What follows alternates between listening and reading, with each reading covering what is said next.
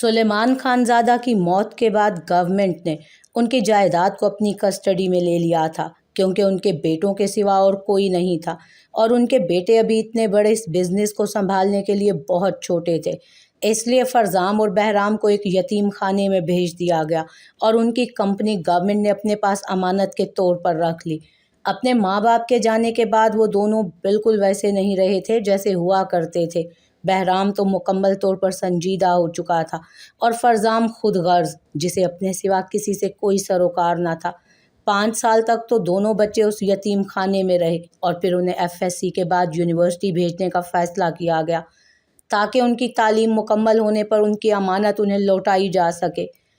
ان 5 سالوں میں جو ان کے سب سے قریب رہا تھا وہ سکینہ اور چاہت تھی۔ سکینہ اکثر ہی چاہت کو اپنے ساتھ لے کر فرزام اور بہرام سے ملنے جایا کرتی تھی، حالانکہ سکینہ کا شوہر عباس اسے ایسا کرنے سے منع کرتا تھا اور اس کی وجہ وہ سمجھ نہیں پا رہی تھی۔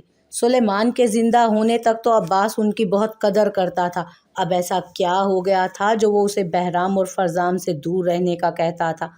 ان 5 سالوں میں سکینہ اور عباس کے حالات بھی بہت بدل گئے تھے۔ اب وہ پہلے کی طرح کرائے کے مکان میں نہیں رہتے تھے، بلکہ عباس نے نہ صرف ایک 12 مرلے کا بہت اچھا مکان خریدا تھا بلکہ اپنا کاروبار بھی شروع کر لیا تھا۔ سکینہ نہیں جانتی تھی کہ یہ سب کرنے کے لیے عباس کے پاس پیسے کہاں سے آئے تھے۔ پھر یہ راز بھی ایک دن کھل ہی گیا۔ جب سکینہ بہرام اور فرزام سے مل کر گھر واپس آئی تو اسے گھر کی بیٹھک سے کسی کی آوازیں آئیں۔ اسے لگا کہ شاید کوئی مہمان ہے، اسی لیے پانی لے کر وہاں گئی۔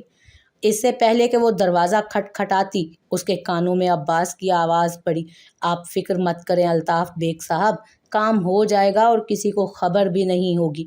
سکینہ عباس کے لہجے پر حیران ہوئی۔ "سوچ لو، یہ ایسے کرنا ہے کام کہ کسی کو کانوں کان خبر نہ ہو۔ میرے بھائی شہاب اور اس کی بیوی کی موت ایکسیڈنٹ ثابت ہونی چاہیے۔" اس آدمی کی بات پر سکینہ کا دل حلق میں اتر آیا۔ وہ نہیں جانتی تھی کہ وہ شخص کون تھا۔ "ایسا ہی ہوگا الطاف صاحب، اب دیکھیں نا، 5 سال ہو گئے ہیں اس بات کو، لیکن آج بھی سب یہی سمجھتے ہیں کہ سلیمان خانزادہ کے گھر آگ حادثاتی طور پر لگی تھی۔ یہ کوئی نہیں جان پایا کہ وہ آگ آپ کے کہنے پر میں نے لگائی تھی۔" سکینہ کی آنکھوں میں آنسو آ گئے۔ اس کا شوہر ایسا تو نہیں تھا۔ کیا دولت کی حرص انسان کو ایسا بنا دیتی ہے؟ اب بھی اتنی ہی صفائی سے کام ہونا چاہیے۔ ایک غلطی سلیمان خانزادہ نے کی تھی میرے خلاف کھڑا ہونے کی، اور یہی غلطی میرے بھائی نے کی ہے۔ اب اس کا انجام تو اسے بھگتنا ہی ہوگا نا۔ اس سے آگے سکینہ سے کچھ سنا ہی نہیں گیا۔ وہ صحن میں کھیلتی چاہت کو باہوں میں اٹھا کر اپنے کمرے میں چلی گئی اور کتنی ہی دیر اسے سینے سے لگا کر روتی رہی۔ اپنے شوہر کا یہ شیطانی روپ اسے مکمل طور پر توڑ گیا تھا۔ بہرام آفس سے گھر آیا اور کھانا کھائے بغیر ہی اپنے کمرے میں چلا گیا۔ صبح سے ہی اس کی طبیعت ٹھیک نہیں تھی، لیکن ہمیشہ کی طرح وہ اسے نظر انداز کرتا اپنا کام کرتا رہا، جس کا نتیجہ اب یہ نکلا کہ اس کا سر بری طرح سے چکرا رہا تھا۔ کمرے میں آتے ہی اس نے کوٹ اتار کر صوفے پر رکھا اور آ کر بیڈ پر کمبل لے کر لیٹ گیا۔ چاہت واش روم سے باہر آئی تو نظر بہرام پر پڑی، جو اپنی آنکھوں پر بازو رکھے لیٹا ہوا تھا۔ "خان جی آتے ہی سو کیوں گئے؟ کھانا کھا کر آئے ہیں کیا؟" چاہت نے پریشانی سے سوچا۔ ایک پل کے لیے تو دل میں خیال آیا کہ اسے اٹھا کر پوچھے کہ اس نے کچھ کھایا بھی ہے یا نہیں، لیکن ناراضگی کی وجہ سے اسے نظر انداز کرتی لائٹ بند کر کے اس کے پاس جا کر لیٹ گئی۔ ویسے تو وہ بہرام سے کافی فاصلے پر تھی، لیکن اتنے فاصلے پر بھی اسے محسوس ہوا کہ بہرام کانپ رہا تھا۔ چاہت پریشانی سے اٹھی اور لیمپ آن کر کے بہرام کو دیکھا۔ "خان جی۔" چاہت نے اس کے بازو پر ہاتھ رکھا تو اس کی پریشانی میں اور اضافہ ہوا، کیونکہ بہرام کا جسم بری طرح سے تپ رہا تھا۔ "خان جی اٹھیں، کیا ہوا آپ کو؟" چاہت نے پریشانی سے اس کے چہرے سے اس کا بازو ہٹا کر اس کا گال اپنے ہاتھ سے چھوا اور جلدی سے اٹھ کر دوپٹہ لیتے باہر آئی۔ وہ سیدھا فرزام کے کمرے کی جانب گئی، لیکن وہاں فرزام ہال کے صوفے پر بیٹھا اپنا سر مسلتا اسے نظر آیا تو وہ اس کے پاس آ گئی۔ "فرزام بھائی۔" چاہت کے رو کر پکارنے پر فرزام نے پریشانی سے اسے دیکھا۔ "کیا ہوا چاہت، رو کیوں رہی ہو؟ بہرام نے کچھ کہا ہے کیا؟" چاہت نے فوراً انکار میں سر ہلا دیا۔ "خان جی کو بہت تیز بخار ہے، وہ اٹھ بھی نہیں رہے، بس کانپتے جا رہے ہیں۔" چاہت اتنا کہہ کر پھوٹ پھوٹ کر رونے لگی تو فرزام نے اٹھ کر اس کے کندھے پر ہاتھ رکھا۔ ارے پریشان مت ہو، اسے جب بھی بخار ہوتا ہے وہ ایسا ہی ہو جاتا ہے۔ چاہت نے اپنے آنسو پونچھے اور غصے سے فرزام کو دیکھا۔ آپ ڈاکٹر کو بلا لیں گے تو کچھ چلا جائے گا کیا آپ کا؟ اس کی پریشانی پر فرزام مسکرایا اور جیب سے موبائل نکال کر ڈاکٹر کو فون کرنے لگا۔ کچھ دیر بعد ہی ڈاکٹر آیا، جس نے بہرام کا چیک اپ کر کے اسے انجیکشن لگا دیا۔ بہرام کے پاس پریشانی سے بیٹھی چاہت کو اس نے مسکرا کر دیکھا۔ فکر مت کریں بیٹا، ٹھیک ہیں وہ، بس آپ انہیں تھوڑی تھوڑی دیر کے بعد ٹھنڈی پٹیاں کر دینا، انشاءاللہ صبح تک ٹھیک ہو جائیں گے۔ چاہت نے اس بات میں سر ہلایا تو ڈاکٹر فرزام کے ساتھ وہاں سے چلا گیا۔ چاہت فوراً اٹھی، کچن سے پانی کا بول لا کر اس میں ایک کپڑا بھگویا اور اسے بہرام کے ماتھے پر رکھ دیا۔ بہرام کی پلکوں میں ہلکی سی جنبش ہوئی تو دو آنسو چاہت کی آنکھوں سے بہہ کر اس کے چہرے پر آن گرے، جنہیں محسوس کر کے بہرام نے ہلکی سی آنکھیں کھول کر اس کی طرف دیکھا۔ بہت ستاتے ہیں آپ مجھے، چاہت نے منہ بنا کر شکوہ کیا تو بہرام نے ہاتھ بڑھا کر اس کے معصوم چہرے کو چھوا۔ وہ تو تم کرتی ہو، بہرام نے آہستہ سے کہا تو اس کا منہ بن گیا۔ بہت پیاری ہو تم چاہت، بہت معصوم، میں تمہارے قابل نہیں ہوں، بہرام نے آہستہ سے کہا تو چاہت وہیں لیٹ گئی۔ آپ بھی بہت اچھے ہیں، بس تھوڑے سے سڑیل ہیں تو کیا ہوا، جیسے بھی ہیں آپ میرے ہیں۔ پتہ ہے خان جی میری سب سے بڑی خواہش کیا ہے؟ بہرام نے نظریں جھکا کر اسے دیکھا۔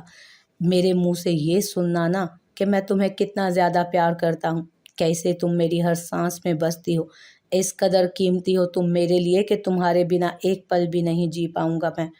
چاہت نے حیرت سے بہرام کو دیکھا۔ وہ سمجھ نہیں پا رہی تھی کہ بہرام اس سے پوچھ رہا ہے یا اسے بتا رہا ہے۔ بہرام نے بند ہوتی آنکھوں سے اسے دیکھا۔ جو انجیکشن ڈاکٹر نے اسے لگایا تھا اس کی وجہ سے اسے بہت نیند آ رہی تھی، لیکن پھر بھی وہ سونے کی بجائے چاہت کے پاس اس کے ساتھ یہ پل گزارنا چاہتا تھا، وہ پل جس میں وہ اپنا کڑوا ماضی بھول چکا تھا۔ سو جائیں خان جی، آپ کی طبیعت ٹھیک نہیں ہے۔ چاہت ایک ہاتھ اس کے سر کے پیچھے رکھ کر اس کے بال سہلانے لگی تو بہرام بھی سکون سے آنکھیں بند کر کے سو گیا۔ اس وقت وہ صرف اتنا جانتا تھا کہ اس کا سکون، اس کی چاہت اس کے پاس تھی، اور اس سے زیادہ حسین احساس اس کے لیے کوئی بھی نہیں تھا۔ فرزام آدھی رات تک باہر ہال میں بیٹھ کر سگریٹ پیتا رہا تھا۔ وہ جانتا تھا کہ مناہل ابھی بھی رو رہی ہوگی، لیکن اس میں مناہل کا سامنا کرنے کی ہمت نہیں تھی۔ آدھی رات کے بعد آخر وہ اٹھ کر کمرے میں آیا تو مناہل کو بیڈ پر الٹا لیٹا دیکھا۔ اس کے قریب آ کر فرزام کو اندازہ ہوا کہ وہ سو رہی تھی، لیکن سوجی ہوئی آنکھیں اور بھیگی پلکیں اس کے رونے کی گواہ تھی۔ فرزام ساتھ ہی لیٹ گیا تو مناہل نے فوراً آنکھیں کھول دی اور شکوہ کناں نگاہوں سے فرزام کو دیکھا۔ اپنی تاریک زندگی میں روشنی کی ایک جھلک سمجھا تھا میں نے آپ کو فرزام، اگر اب آپ ہی اس میں اندھیرا بھر دیں تو مر جاؤں گی میں۔ فرزام نے اپنا ہاتھ اس کے ہونٹوں پر رکھا۔ نہیں من، میرا یقین کرو، میں مانتا ہوں کہ یہ نکاح میں نے کسی مقصد کے تحت کیا تھا، لیکن خدا نے تمہیں ہی میرا مقصد بنا دیا، اور اس بات کو ماننا ہی میری سچائی کا ثبوت ہے۔ فرزام ٹھیک ہی تو کہہ رہا تھا، اگر وہ چاہتا تو مناہل سے جھوٹ بول سکتا تھا۔ کیا مقصد تھا آپ کا فرزام؟ مناہل کے سوال پر فرزام خاموش ہو گیا۔ پلیز فرزام بتائیں مجھے، کیوں کی آپ نے مجھ سے شادی؟ فرزام نے گہرا سانس لیا اور اس کی پکڑ مناہل کے ہاتھ پر مضبوط ہوئی، جیسے کہ اس کا جواب سن کر مناہل اس کو چھوڑ جاتی۔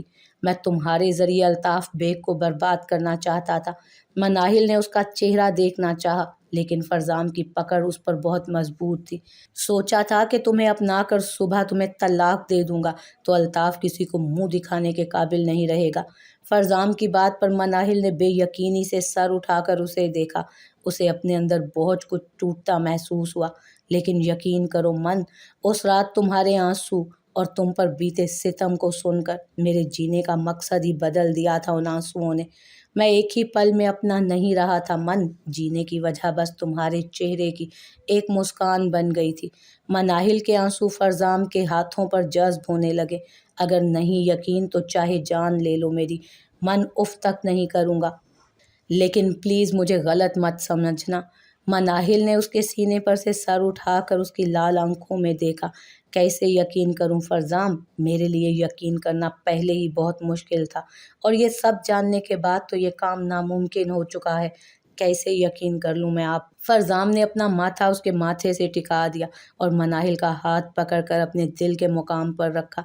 तुम्हारे सामने अपनी रगों में दौड़ते इस खून की कसम खाई थी मैंने मन, कि हमेशा तुम्हारी हिफाजत करूँगा। फिर तुम कैसे सोच सकती हो कि मैं तुम्हें इस्तेमाल करके छोड़ दूँगा?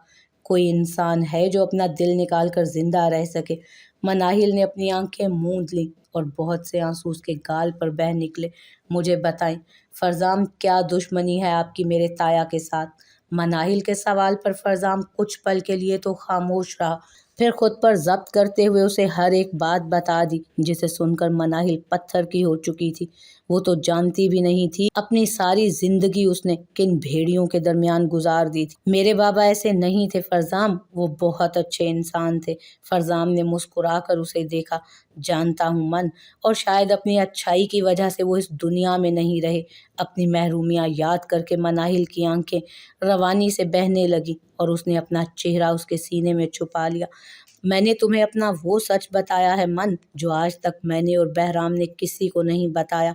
इस दुनिया के लिए हम दोनों सुलेमान खानजादा की औलाद। फरजाम ने ठोड़ी पकड़कर उसका चेहरा ऊपर किया।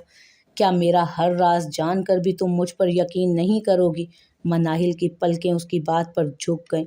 मुझे धोखा मत देना फरजाम, चाहे तो मेरी जान ले लेना, लेकिन प्लीज़ मुझे धोखा मत देना। फरजाम ने उसका चेहरा अपने हाथों में थामा। उससे पहले फरजाम खानजादा मरना पसंद करेगा। उसके जवाब पर मनाहिल आंखें मूंद कर लेट गई। पूरी रात ना तो वो सोई थी और ना ही फरजाम, बस दोनों एक दूसरे के करीब एक दूसरे की परेशानी को महसूस करते रहे। शायद फजर के करीब फरजाम की आंख लगी थी। उसने उठकर देखा तो दिन के 10 बज रहे थे। मनाहिल उसके पास नहीं थी। फरजाम ने उठना चाहा तो उसकी नज़र साइड टेबल पर पड़ी, जिस पर वही प्रॉपर्टी के पेपर्स पड़े थे। फरजाम ने उनके ऊपर पड़े एक कागज़ को उठाया, जिस पर कुछ लिखा था। मेरी चलती हर सांस आपकी अमानत है फरजाम। ये दौलत क्या चीज़ है? मैंने इन पेपर्स पर साइन करके अपने यकीन का सबूत दे दिया है। अब आपके यकीन का इम्तहान है। मुझे कभी तन्हा मत छोड़िएगा फरजाम, सिर्फ आपकी मन। फरजाम ने वो ख़त पढ़ा तो 2 आंसू उसकी पलकों पर अटके। उसने बेयकीनी से उन प्रॉपर्टी के पेपर्स को देखा, जिन पर साइन करके मनाहिल अपना सब कुछ उसके नाम कर चुकी थी। मेरी मन ने इन कागजात पर नहीं, तुम्हारी बर्बादी के परवाने पर दस्तखत किए हैं अल्ताफ़ हैदर बेग। अब तुम्हारी दौलत का गरूर बहुत जल्द टूटने वाला है। फरजाम ने अपने जहन में नफरत से अल्ताफ़ बेग को कहा, जिसकी बर्बादी अब शुरू हो चुकी थी। अब्बास घर वापस आया और अपनी घबराहट मिटाने के लिए सीधा किचन में जाकर पानी पीने लगा। वो अभी उस गाड़ी वाले को मिलकर आया था जिसने शहाब बेग और उसकी बीवी को अपने ट्रक से उड़ा दिया था। अल्ताफ़ बेग ने जैसे उससे कहा था वैसा ही हुआ था। वो शहाब बेग और उसकी बीवी को एक्सीडेंट में मरवा चुका था। अब बस उसे अल्ताफ़ से इनाम में मिलने वाली रकम का इंतज़ार था। किचन से बाहर आने पर उसकी नज़र कमरे में पड़ी, जहाँ सकीना बेड पर बैठे चाहत को अपनी गोद में बिठाए खाना खिला रही थी। अब्बास मुस्कुराकर दोनों के पास आया। कैसी है बाबा की जान? चाहत फौरन लाड से अब्बास से लिपट गई तो अब्बास ने मोहब्बत से अपने होंठ उसके सर पर रखे और हैरत से सकीना की आंखों में परेशानी को देखने लगा। क्या बात है सकीना, कुछ परेशान लग रही हो? अब्बास की बात पर सकीना ने अफसोस से उसे देखा। हर वो बीवी परेशान ही होगी ना, जिसका हलाल कमाने वाला शोहर अचानक ही दौलत के अंबार खड़े कर दे। वो तो यही सोचेगी कि ये दौलत कहाँ से आई। अब्बास ने चाहत को अपनी गोद से उतारा और गुस्से से उठ खड़ा हुआ। कितनी बार तुमसे कहा है कि पैसे के बारे में मत सोचा करो। इतने अरसे से हम गरीब थे, अब खुदा ने हमारी सुन ली है तो तुम्हें इससे क्या मसला है? सकीना भी फौरन उठ खड़ी हुई और उसके सामने आई। मुझे कोई मसला नहीं, बस एक बार मुझे बता दें कि आपने ये पैसा कैसे हासिल किया। मैं तुम्हें ये बताना ज़रूरी नहीं समझता। अब्बास इतना कहकर वहाँ से जाने लगा। इसका मतलब आपने सुलेमान साहब के घर में आग लगाने के लिए उनके दुश्मन से पैसे नहीं लिए थे क्या? उसके चलते कदम खौफ से रुके थे और उसने मुड़कर हैरत से सकीना को देखा। बोलें और कहें कि ये झूठ है। सकीना ज़ारो कतार रोते हुए कह रही थी और अपनी माँ को रोते देखकर चाहत खौफ से उसकी टांगों से चिमट गई। किसने कही तुमसे ये बात? किसी ने कही होती तो कभी भी इसका यकीन नहीं करती, लेकिन अफसोस तो ये है कि अपने गुनाहगार कानों से आपको ही कहते सुना है ये मैंने। अब्बास ने इस तरह से अपने चेहरे पर हाथ फेरा तुम्हें कोई गलत फहमी हो रही है, ऐसा कुछ नहीं है।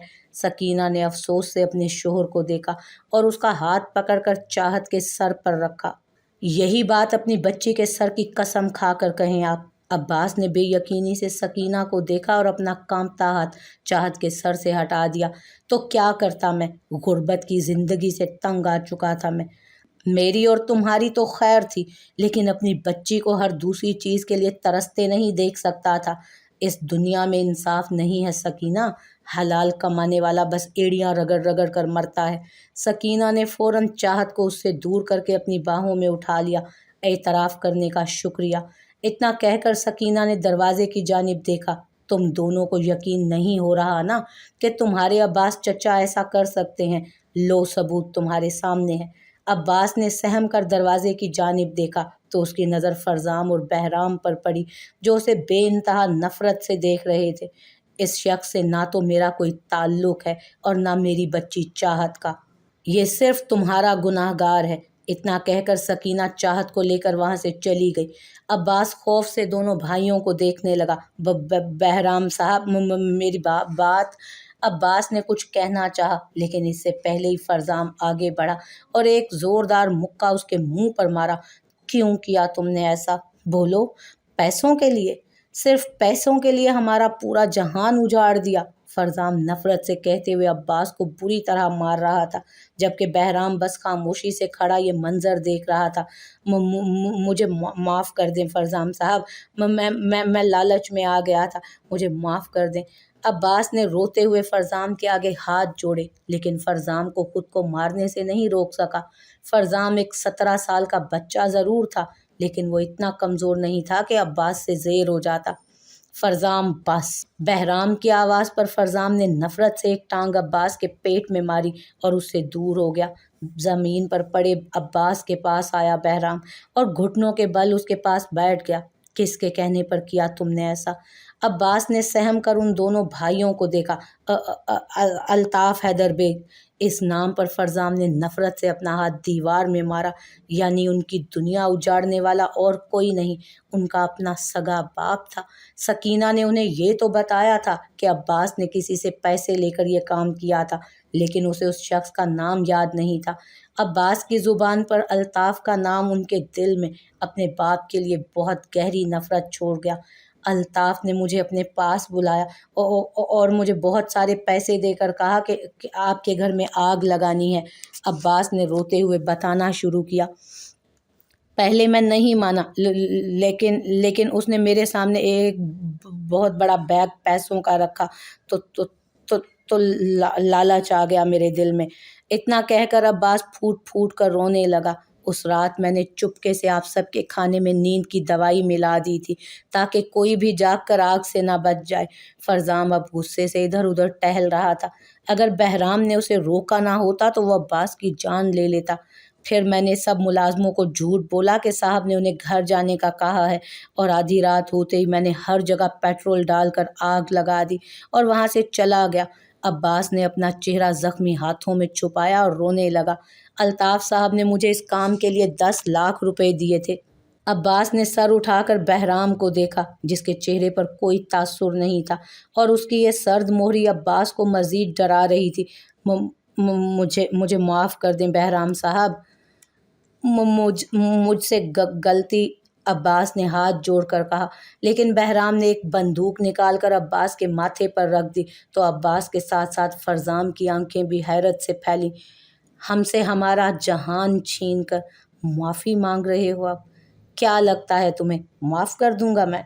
बहराम के सवाल पर अब्बास खौफ से थर थर कांपने लगा, जबकि बहराम अब बंदूक उसके सीने पर रख चुका था। सुलेमान खानज़ादा की तरबियत ऐसा करने से रोकती है मुझे। फरजाम ने बहराम को देखा, जिसके बेतासुर चेहरे पर ज़रा सी भी शिकन नहीं थी। लेकिन क्या करूं, रगों में अल्ताफ़ बेग का घटिया खून जो दौड़ रहा है। इतना कहकर बहराम ने अब्बास को मज़ीद बोलने का मौका दिए बगैर ही गोली चला दी, और साथ ही अब्बास का वजूद ज़मीं बोस हो गया। बहराम ने उठकर वो बंदूक वापस छुपा ली और बाहर जाने लगा। बहराम, ये गन। बहराम ने फरजाम के सवाल पर कोई जवाब ना दिया और खामोशी से बाहर निकल आया। बाहर आते ही उसकी नज़र सकीना पर पड़ी, जो छोटी सी चाहत को अपने सीने में छुपाए फूट फूट कर रो रही थी, जबकि चाहत सहम कर बहराम को देख रही थी। उस छोटी सी जान को देखकर बहराम को अंदाज़ा हुआ कि वो अपने गुस्से में क्या कर गुजरा था। उसने चाहत के साथ वही किया था जो अब्बास ने उन दोनों के साथ किया था। बचपन में ही उससे उसका सबसे प्यारा रिश्ता छीन लिया था। चाहत को देखकर पछतावा बहराम पर पूरी तरह से हावी होने लगा, लेकिन अब क्या हो सकता था? वो कुछ भी कर लेता, सच्चाई बदल तो नहीं सकता था। वो चाहत अब्बास का गुनहगार था। चाहत की आंख खुली तो बहराम अभी भी सो रहा था। एक हल्की सी मुस्कुराहट चाहत के होंठों पर आई। कल रात चाहे उसने मोहब्बत का इजहार नहीं किया था, लेकिन फिर भी चाहत को ये एहसास दिला चुका था कि वो दिल ही दिल में उसे कितना चाहता है। शायद उसका शोहर ऐसा था ही नहीं जो ज़ुबान से इकरार करता, बल्कि वो तो अपने जज्बात को किसी से बयान करने का आदी ही नहीं था। और चाहत ने सोच लिया था कि जब तक वो दिल से ऐसा करने के लिए तैयार नहीं हो जाता, वो उसे मजबूर नहीं करेगी। अब कैसी तबीयत है आपकी? चाहत ने उसे बैठते देखा तो जल्दी से उठकर पूछने लगी। ठीक हूँ। बहराम संजीदगी से इतना कहकर उठने लगा तो चाहत ने उसका हाथ पकड़ लिया। कहाँ जा रहे हैं आप? बहराम ने एक नज़र अपना हाथ उसके नाजुक से हाथ में देखा। ऑफिस। आहिस्तगी से उसने उसे जवाब दिया। बहराम की बात पर चाहत का मुंह बना। बिल्कुल नहीं जा रहे हैं आप ऑफिस। इतनी तबीयत खराब थी आपकी पूरी रात, बुखार रहा है आपको। बहराम ने उसके हाथ से अपना हाथ छुड़वाया। वो अब दोबारा से सर्द मोहर सा बहराम बन चुका था। तंग नहीं करो चाहत, बहुत काम है मुझे। बहराम ने उठकर अलमारी से अपने कपड़े पकड़े तो चाहत उसके पास आई और कपड़े छीन लिए उसके हाथ से। मैंने कहा है कि आप नहीं जा रहे तो नहीं जा रहे, समझे आप? और अगर आपने जिद की ना तो क्या करोगी? बहराम ने सीने पर हाथ बांधकर दिलचस्पी से उसे देखते हुए पूछा। पहले तो चाहत ने अपने दांत कचकचाए, फिर आगे बढ़कर सर बहराम के सीने पर रखा और हाथ उसकी कमर के गिर्द लपेट दिए। प्लीज मत जाए ना खान जी, मेरी खातिर आज मत जाए। बहराम ने हैरत से उसकी पेशकदमी को देखा और फिर उसका चेहरा ठोड़ी से पकड़कर ऊपर किया। मैं तो तुम पर जुल्म करता हूँ ना, बहुत बुरा हूँ मैं। फिर क्यों है तुम्हें मेरी परवाह? मैं जीऊँ या मरूँ, क्या फ़र्क पड़ता है तुम्हें?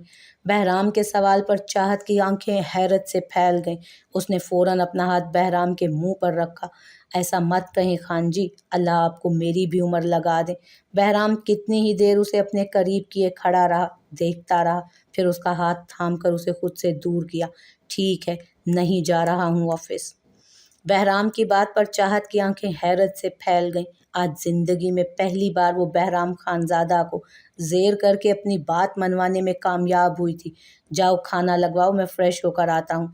चाहत ने हाँ में सर को हिलाया और खुशी से नीचे जाने लगी ताकि खाला को खाना लगाने का कह सके। सुनो चाहत, बहराम की आवाज़ पर चाहत के कदम जम गए। फिर कभी मुझसे बात करना बंद मत करना। अपनी नाराज़गी में कुछ भी करो, मुझे परवाह नहीं, लेकिन तुम्हारी जिस्मानी या ज़हनी दूरी बर्दाश्त नहीं करूँगा मैं। इतना कहकर बहराम वॉशरूम में चला गया। चाहत मुस्कुराते हुए किचन में आकर खाना लगवाने लगी। खाने के वक्त तक वहाँ बहराम के साथ साथ मनाहिल और फरजाम भी पहुँच चुके थे।